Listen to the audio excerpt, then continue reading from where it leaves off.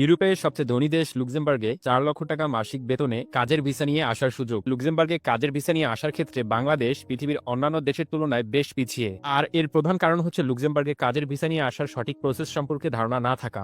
Luxembourg দেশটিতে কোন কোন খাতে কাজের ভিসা নিয়ে বাংলাদেশিরা আসতে পারবেন বা আসার সুযোগ রয়েছে। এ দেশটির হসপিটালিটি এবং পর্যটন খাতে হোটেলের কর্মচারী, শেফ, ওয়েটার, ওয়েট্রেস, হাউসকিপিং ইত্যাদি কাজের চাহিদা রয়েছে। তাছাড়াও নির্মাণ ও প্রকৌশলী শিল্পে general labour, construction worker, electrician, technician, plumber, welder, carpenter ইত্যাদি কাজ।